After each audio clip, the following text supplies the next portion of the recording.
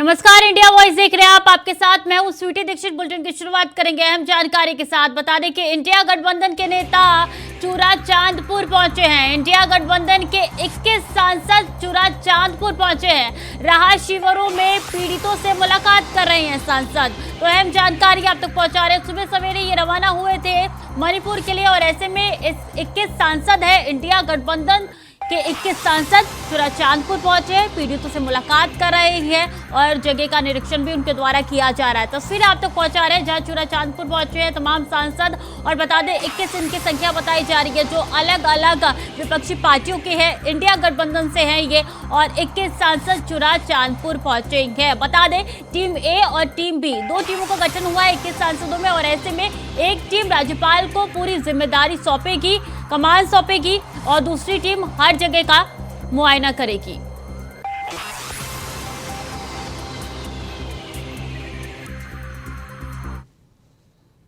और केंद्र सरकार राष्ट्रीय शिक्षा नीति अपने 3 साल पूरे होने का जश्न मना रही है। इस मौके पर प्रधानमंत्री नरेंद्र मोदी केंद्रीय शिक्षा मंत्री धर्मेंद्र प्रधान के साथ प्रगति मैदान के भारत मंडपम पहुंचे हैं, जहां पीएम मोदी ने नई शिक्षा नीति 2020 के 3 वर्ष पूरे होने के अवसर पर अखिल भारतीय शिक्षा सम्मेलन के उद्घाटन करते हुए पीएम नरेंद्र मोदी ने पीएम श्री योजना के तहत स्कूलों के लिए धनराशि की पहली किस्त जारी की है। सही है जिसमें देश को सफल बनाने, देश का भाग्य बदलने की सर्वाधिक जिसमें ताकत है वो शिक्षा है। आज 21वीं सदी का भारत जिन लक्ष्यों को लेकर आगे बढ़ रहा है उसमें हमारी शिक्षा व्यवस्था का भी बहुत ज्यादा महत्व है। शिक्षा नीति में ट्रेडिशनल नॉलेज सिस्टम से लेकर फ्यूचरिस्टिक टेक्नोलॉजी तक उसको बराबर एक बैलेंस वे में उसको अहमियत दी गई है। प्राथमिक शिक्षा के क्षेत्र में नया पाठ्यक्रम तैयार करने के लिए, क्षेत्रीय भाषाओं की पुस्तकें लाने के लिए, उच्च शिक्षा के लिए, देश में रिसर्च इकोसिस्टम को मजबूत करने के लिए देश का शिक्षा जगत के सभी महानुभावों ने बहुत परिश्रम किया है। काशी के रुद्राक्ष से लेकर इस आधुनिक भारत मंडपम तक अखिल भारतीय शिक्षा समागम की इस यात्रा में एक संदेश भी छिपा है। ये संदेश है प्राचीनता और आधुनिकता के संगम का। यानी एक और हमारी शिक्षा व्यवस्था भारत की प्राचीन परंपराओं को सहज रही है।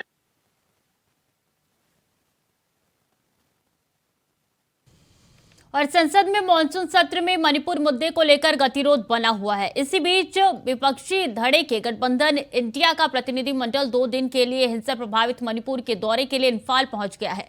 साथ ही इस दौरान प्रतिनिधिमंडल में 16 दलों के 21 नेता शामिल हैं। वहीं मणिपुर से रवाना होने से पहले इन प्रतिनिधियों ने क्या कुछ कहा, आइए आपको सुनाते हैं। हिंसा के बरक्स हमारे भाजपा के लोगों को लगता है कि ये फोटो ऑप है तो मैं उनकी बुद्धि पे सिर्फ तरस खा सकता हूँ। यकीन मानिए मणिपुर को आज सबसे ज्यादा जरूरत है सुनने की। डेमोक्रेसी में अगर कोई सुनता नहीं है, सिर्फ अपनी सुनाता है, तो उसके स्वास्थ्य को लेकर के मुझे चिंता होती है और करोड़ों हिंदुस्तानियों को चिंता होती है। मणिपुर के लोगों का हाथ पकड़ना, उन्हें भरोसा दिलाना कि आप इसी हिंदुस्तान के, इंडिया के, भारत के हिस्सा हैं, बस एक छोटी कोशिश हम कर रहे हैं। अगर ये भी उन्हें नागवार गुजर रही है तो मैं उनके बेहतर स्वास्थ्य की कामना करता हूँ। देखिए, जो जिम्मेदारी केंद्र सरकार की बनती है और वहाँ की राज्य सरकार पूरी तरह विफल हो चुकी है। जो उनकी नाकामियां हैं उसके बीच प्रधानमंत्री की जिम्मेदारी बनती है कि मणिपुर की पीड़ाओं को समझें, वहाँ के लोगों से संवाद करें। लगातार वो भाषण देते हैं, कार्यक्रम करते हैं, राजनीतिक अपना अभियान चलाते हैं, वो राजस्थान जाते हैं, बीजेपी को बढ़ाने के लिए उनको कोई मौका मिलता है तो वहाँ जाते हैं। लेकिन देश की संरक्षण का जब सवाल उठता है, देश के लोगों की जहाँ पीड़ाएं होती हैं, जहाँ दिक्कतें होती हैं, वहाँ कभी दिखते नहीं हैं। तो हमारी जिम्मेदारी बनती है, हम लोग सब राजनीतिक मुख्यधारा से जुड़े हुए लोग हैं, वहाँ मणिपुर में जाएंगे, लोगों की पीड़ाएं सुनेंगे, उनकी बात समझेंगे, यहाँ तक लाएंगे। देखिए, हम जा रहे हैं क्योंकि आने वाले सप्ताह में हम लोकसभा और राज्यसभा में मणिपुर की बात रखना चाहते हैं। मणिपुर के लोगों पर जो गुजरी है, उसके दर्द को, उनके चिंताओं को हम व्यक्त करना चाहते हैं और ये साबित करना चाहते हैं कि इंडिया अलायंस मणिपुर के साथ है। भाजपा का राष्ट्रवाद एक झूठा खोखला राष्ट्रवाद, उनको सिर्फ सत्तावाद पर विश्वास है। आज जो लोग वन इंडिया की बात करते हैं, उन्होंने मणिपुर में 2 मणिपुर बना दिए हैं। तो वही मणिपुर में जारी हिंसा माहौल के बीच राज्यपाल अनुसुईया उइके ने चूराचांदपुर में राहत केंद्रों का दौरा किया। उन्होंने कहा है कि लोग पूछ रहे हैं कि राज्य में शांति कब बहाल होगी। मैं लगातार कोशिश कर रही हूं कि शांति बहाल करने के लिए दोनों समुदाय के लोग एक दूसरे से बात करें। राज्यपाल ने विपक्षी सांसदों की राज्य की 2 दिवसीय यात्रा पर टिप्पणी करते हुए कहा कि सभी राजनीतिक दलों को इसमें मदद करने में योगदान देना चाहिए। की प्रॉपर्टी लॉस हुई है, उन तमाम सारी चीजों के लिए आपको कंपनसेशन भी दिया जाएगा। आगे फ्यूचर में आपको घर और जिन फैमिली के मेंबरों के साथ ट्रेजेडी हुई है, उन लोगों को भी कंपनसेशन दिया जाएगा। कुछ समय के लिए हम यही प्रयास कर रहे हैं, लगातार मेरे तरफ से मैं कोशिश कर रही हूं और आप सब लोगों से भी मैं ये कहना चाहती हूं कि आप के मन में जो भय है, डर है, उसको निकालें और पूरी तरह से आपके लिए हम प्रयास कर रहे हैं कि आपके बच्चों का, आपका आने वाला फ्यूचर अच्छा हो, यहाँ शांति हो। यही मैं आप लोगों से मिलने आई हूँ। तमिलनाडु बीजेपी ने 2024 के आम चुनाव से पहले राज्य में 6 माह चलने वाली अपनी पदयात्रा एन मक्कल की तैयारियां पूरी कर ली है। इसका शुभारंभ करने के लिए शुक्रवार को केंद्रीय गृह मंत्री अमित शाह मदुरै पहुंचे थे। इस दौरान राज्य भाजपा द्वारा आयोजित एन मक्कल पदयात्रा को हरी झंडी दिखाई गई। वहीं आज दौरे के दूसरे दिन उन्होंने सुबह सुबह रामेश्वरम में रामनाथ स्वामी मंदिर का दौरा किया।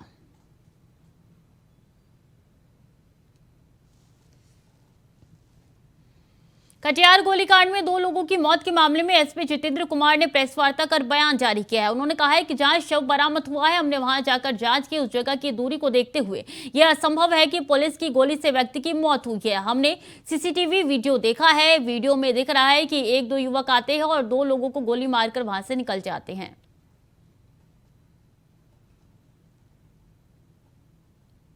लोग यहाँ पर इंक्वायरी में यहाँ पर आए हुए थे। जैसा कि मैंने आप लोगों को पहले ही बताया कि हम लोग जो भी करेंगे फैक्ट बेस करेंगे। तो आज हम लोगों ने जो अनुमंडल कार्यालय का जो सीसीटीवी कैमरा है, उसकी जो है हम लोगों ने पड़ताल की। सबसे पहले जो है आप लोग देखें, हम लोग पीओ पर गए, बॉडी जहां पर मिली थी वहां पर गए।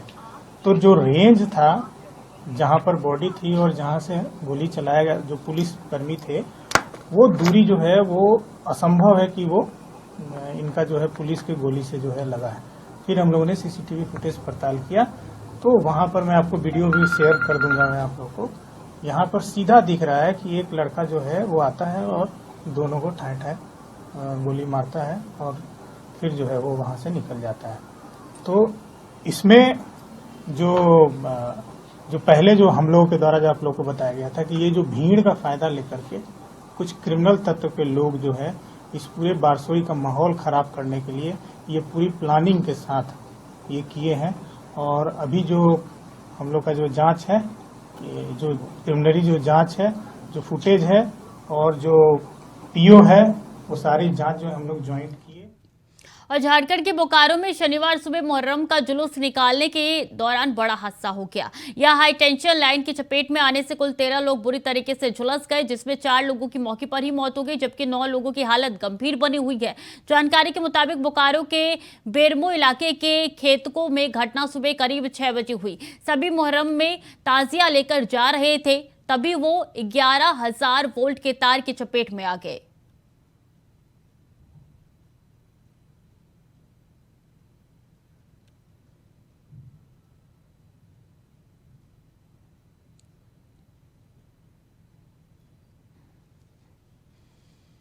रायबरेली में तेज रफ्तार का कहर देखने को मिला है। बता दें कि तेज रफ्तार बोलेरो गाड़ी ने बाइक सवार को जोरदार टक्कर मार दी। वहीं सड़क हादसे में एक बच्चे की मौके पर ही दर्दनाक मौत हो गई, साथ ही 3 लोग गंभीर रूप से घायल हो गए। बता दें कि घायलों को जिला अस्पताल में इलाज के लिए भेजा गया है। घटना हरचंदपुर थाना क्षेत्र के बीजेपी कार्यालय के पास की बताई जा रही है।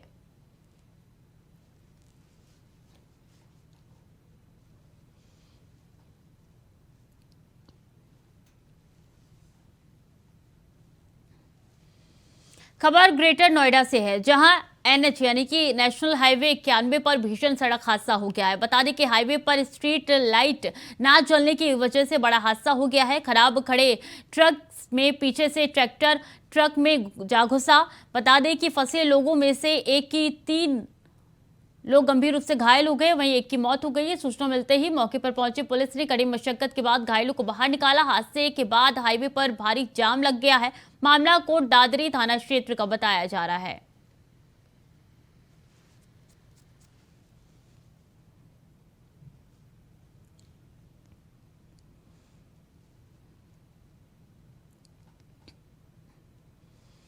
और राजस्थान में बीजेपी के राष्ट्रीय अध्यक्ष जेपी नड्डा ने शनिवार को आगामी विधानसभा चुनाव से पहले पार्टी के राष्ट्रीय पदाधिकारियों की नई टीम की घोषणा की है। बता दें कि बीजेपी के राष्ट्रीय अध्यक्ष ने 11 प्रदेश उपाध्यक्ष, 5 प्रदेश महासचिव, 11 प्रदेश मंत्री, 1 कोषाध्यक्ष और 1 सह कोषाध्यक्ष के साथ 29 पदाधिकारियों की सूची की घोषणा की है।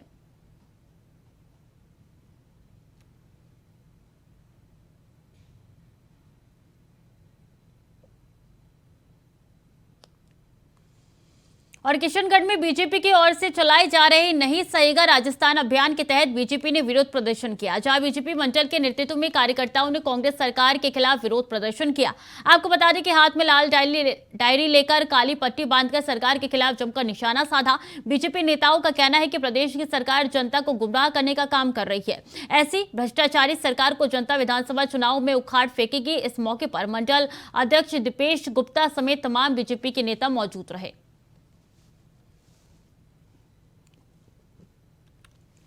तो बीजेपी प्रदर्शन करिए लगातार सरकार के खिलाफ, और ऐसे में लाल डायरी को लेकर ये प्रदर्शन किया जा रहा है। इसी के साथ बीजेपी की तरफ से तमाम आरोप सरकार पर लगाए जा रहे हैं। बीजेपी की कह रही है कि भ्रष्टाचार की सरकार है, और ऐसे में आने वाले विधानसभा चुनाव के मद्देनजर जनता सरकार को उखाड़ फेंकेगी। और बता दें कि नहीं सहेगा राजस्थान अभियान के तहत ये प्रदर्शन लगातार जारी है।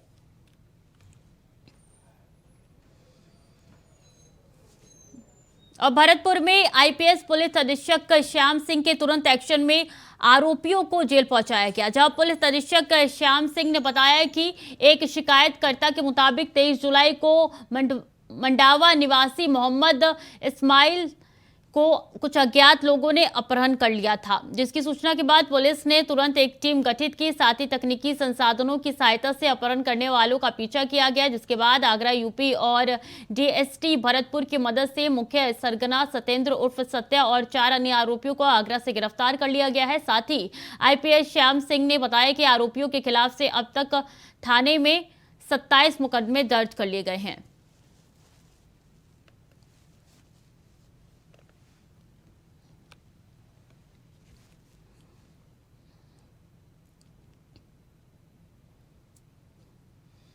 खबर हरदोई से है, जहां 2 बाइक सवार की आमने सामने से टक्कर का मामला सामने आया है। बता दें कि हादसे में 3 लोगों की मौके पर ही मौत हो गई है, साथ ही एक व्यक्ति गंभीर रूप से घायल बताया जा रहा है। घटना के बाद सड़क पर लंबा जाम लग गया है। ग्रामीणों की सूचना मिलने पर मौके पर पुलिस पहुंची है। घायलों को पीएचसी अस्पताल में भर्ती कराया है। पूरा मामला पाली क्षेत्र के बरगदिया मोड़ का बताया जा रहा है।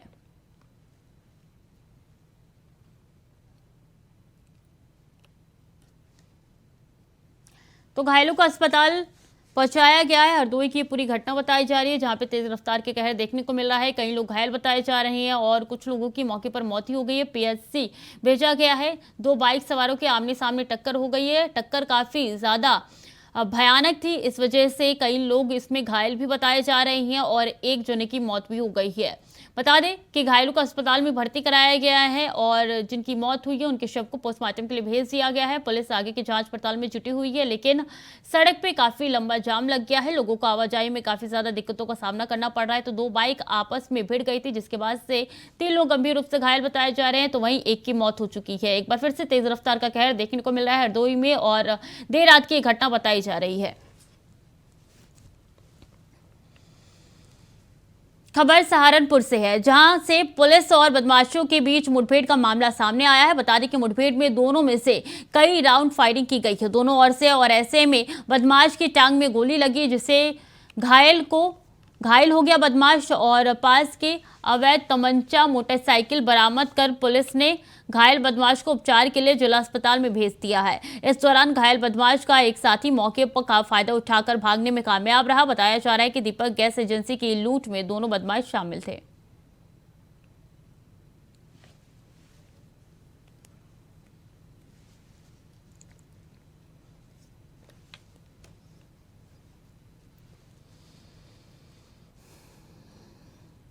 हरियाणा में लिपिक कर्मचारियों की हड़ताल 24वें दिन भी जारी रही। प्रदर्शनकारी कर्मचारी पीछे हटने को तैयार नहीं है और सरकार उनकी एक मुख्य मांग को दरकिनार कर चुकी है। प्रदर्शनकारी की मांग है कि उनका वेतन 35,400 रुपए किया जाए और जब तक उनकी मुख्य मांग नहीं मानी जाती उनका प्रदर्शन जारी रहेगा। वो तब तक धरने पर ही बैठे रहेंगे।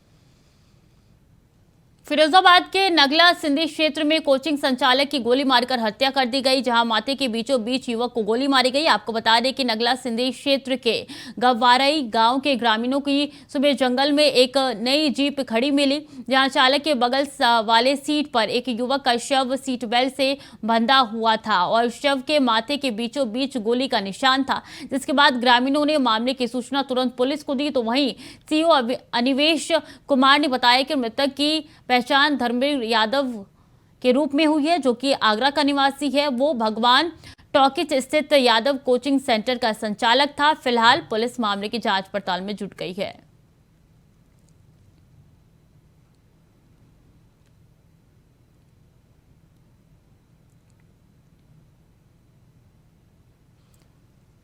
तो पुलिस मामले की जांच में जुट चुकी है और बता दें कि मामला काफी ज्यादा संगीन है और ऐसे में कोचिंग संचालक बताए जा रहे हैं जिनको माथे के बीचों बीच गोली मारी गई है। देर रात की घटना बताई जा रही है। पुलिस मौके पर पहुंची है, शव को पोस्टमार्टम के लिए भेज दिया। आगे की जांच पड़ताल में पुलिस जुट चुकी है।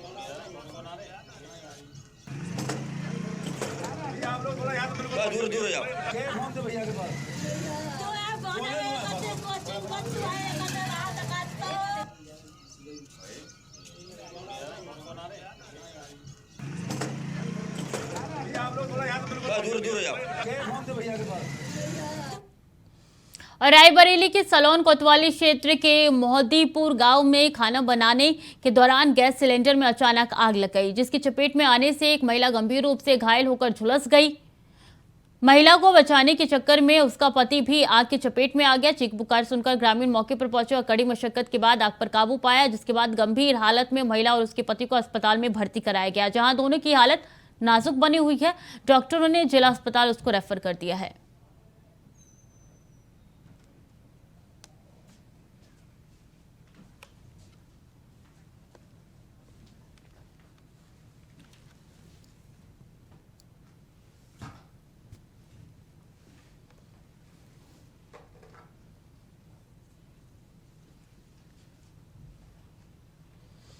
तो खाना बनाने के दौरान बड़ा हादसा हो गया है और यहाँ पे महिला जो है वो आग की चपेट में आ गई है, झुलस गई है महिला, जिसको बचाने के चक्कर में पति भी झुलस गया है, जिनको अस्पताल में भर्ती कराया गया है। व्यक्ति था जिसकी उम्र 30 साल था। ये दोनों हस्बैंड वाइफ थे, पति पत्नी थे। ये कुछ रात के टाइम खाना बनाते समय कुछ गैस फट गया, जिसके वजह से इनको बुरी तरह से जल गई। जो इनकी वाइफ थी मोहिनी करीब 60% के आसपास जली थी और जो दूधनाथ थे करीब 30 से 40% जले हुए थे।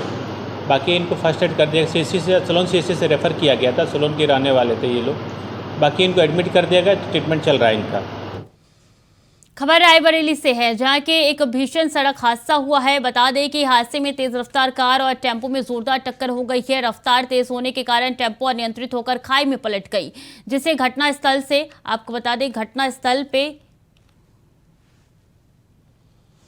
अफरा तफरी मच गई। साथ ही हादसे में मासूम बच्चे, महिलाओं समेत लगभग 1 दर्जन लोग गंभीर रूप से घायल हो गए हैं, जिन्हें एम्बुलेंस की मदद से नजदीकी अस्पताल में भर्ती करवाया गया है। पूरा मामला बछरावा थाना क्षेत्र के तिलेड़ा गांव का बताया जा रहा है।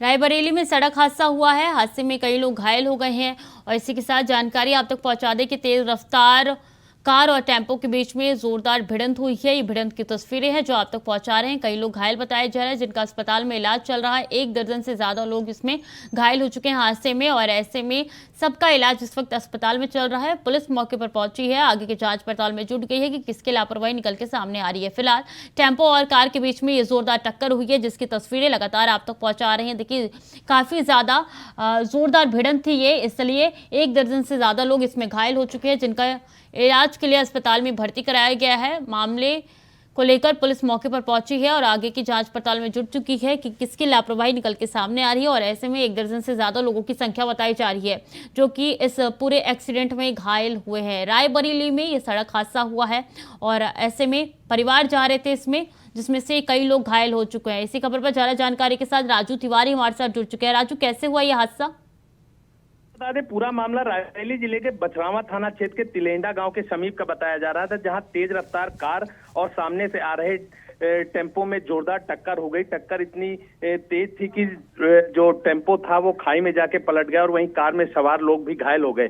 आपको बता दें, पूरे मामले की जानकारी तब हुई जब चीख पुकार सुनकर वहां के स्थानीय लोग इकट्ठा हुए और उनकी सूचना पर वहां पर 108 एम्बुलेंस और डायल 112 आई, जिसमें मदद से जो घायल लोग थे उनको जो है नजदीकी स्वास्थ्य केंद्र पहुंचाया गया। आपको बता दें कि जो घायल थे लगभग 1 दर्जन लोग बताए जा रहे हैं घायल, जिसमें महिलाएं व बच्चे भी शामिल थे।